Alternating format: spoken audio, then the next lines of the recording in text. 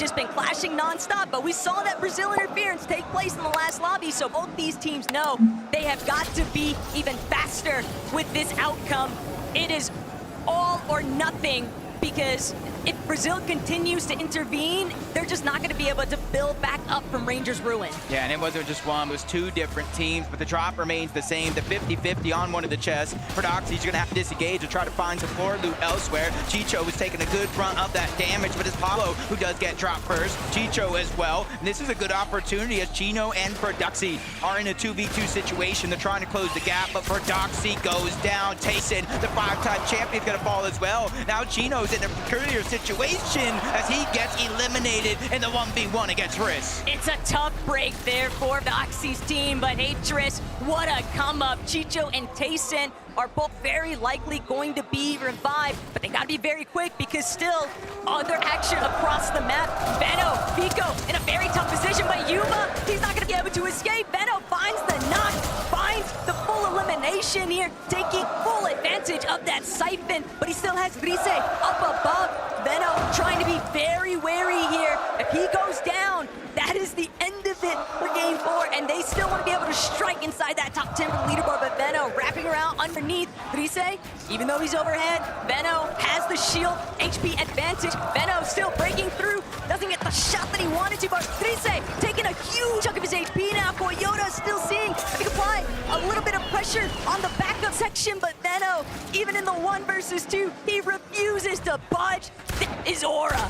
Oh, he finally gets the knock on Rise, and that was huge. That was 200 IQ coming out of Veno, because Vico was down. Coyote went down to finish off that elimination, which gave him a huge 1v1, and with a third party coming in, Alex and Rise have had enough, as Veno's gonna be the one that cleans up that elimination. But what do you do from here? You do have a chance to get the reboot cards, but your POI has now just went to someone else. The problem in the red alert there is that everybody knows that it's just Veno by himself. That reboot is going to be tough to make it towards, but Gabzetta, Scarpa away, already tangled up here. Snowy on the loops, trying to get the right around, but completely caught off guard. Gabzetta, nice knock, transitioning into the elimination your way. Scarpa to Gabzetta, they're now in the driver's seat, and Ryu, Sod, potentially hang for the hills instead. No, they're willing to clash head on. They still don't want to depart.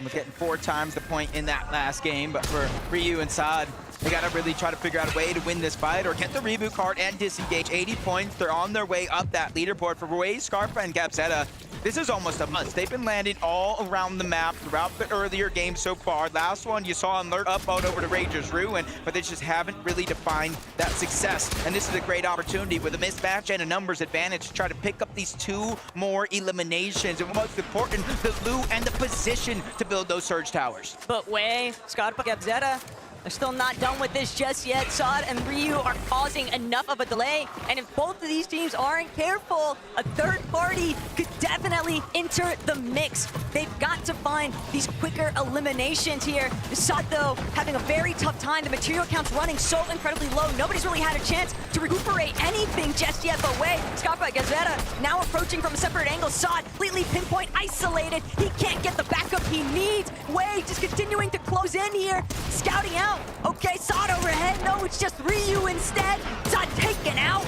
Ryu nearly out of this one, but just doing his best, and it's just not good enough when you're dealing with the full trio of Way, Scarpa, and Gabzetta. Yeah, with those eliminations, you see the rank upgrade drops coming in. It's not going to be the biggest difference maker, but it's definitely a good more loot than what they had before. Dystopia City, Peterbot, Ritual, and Cold, they've had enough playing the drop spot roulettes. They knew coming into this event it was a triple contested fight, and now they're taking the fight to Tay-Tay. This one's personal as Ritual gets the first knock. There's back-to-back. Cold's putting in some work as well. 2 or 3v1 situation here on the ride. It's not going to last too long. They have finally woken up. Enough poking the beast, because now they got what they wanted. I mean, you're talking about poking the bear, and take a look at what Veno's managed to do in some of that downtime since he found those early 3 eliminations against Coyote's team. Flixie Vico now back up and in the running here.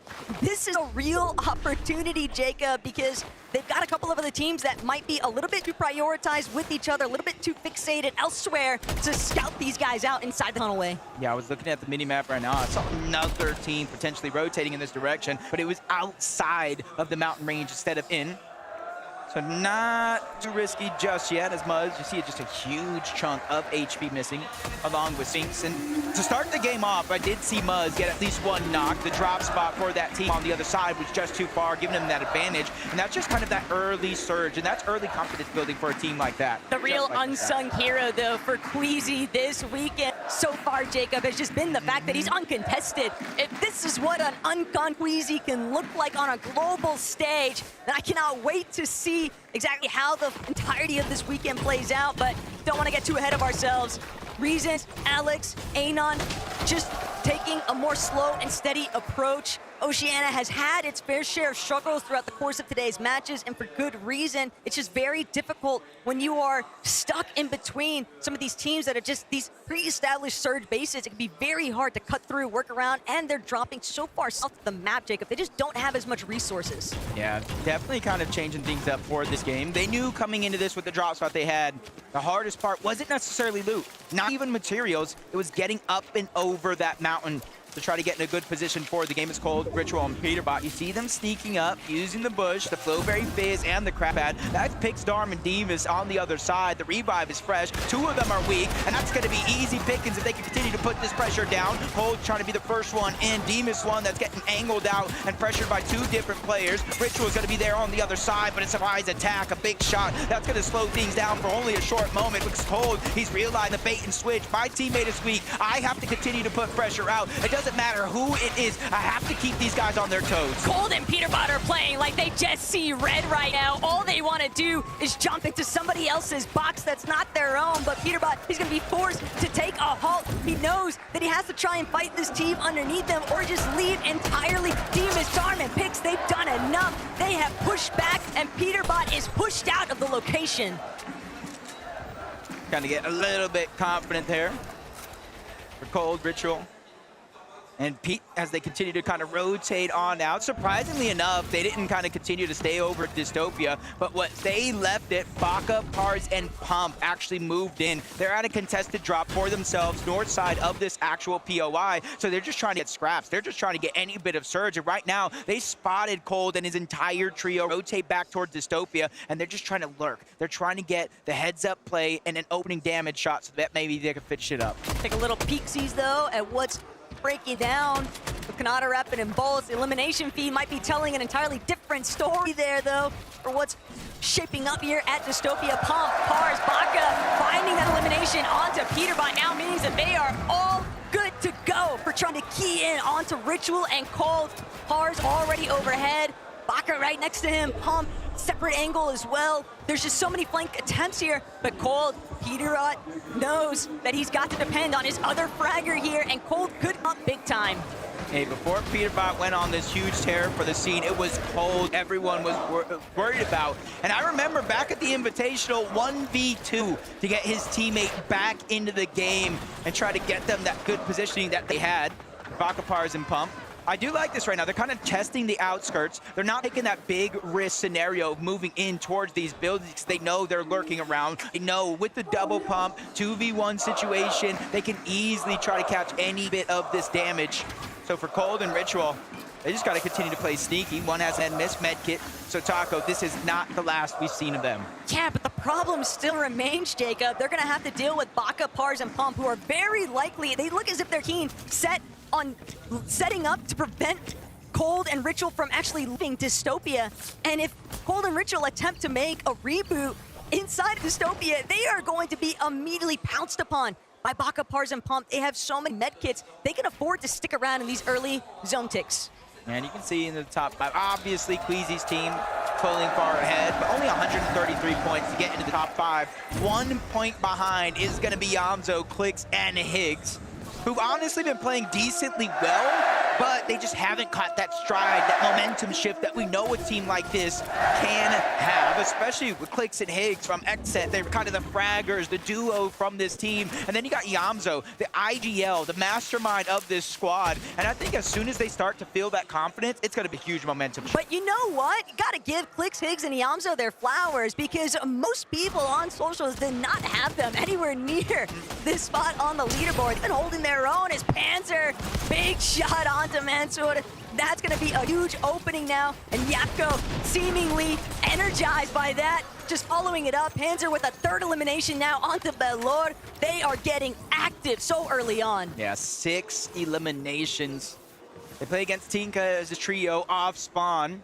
And it does look like somebody tried to rotate in and potentially steal some loot, but they made them pay rather quickly. Instead, his former teammate, Cammy, Hottie, and iDrop over from that Shining Span bridge. They're trying to focus on getting as much Storm Surge as possible, which is why you see them so deep and so far into the zone. But with every team rotating on out, they're going to use that as their cue to make their rotation as well. And just got to minimize a little bit of the risk of the teams they will actually run into and the danger they'll face. Checking back in now, though, with Chap, Mr. Savage, and Rezon.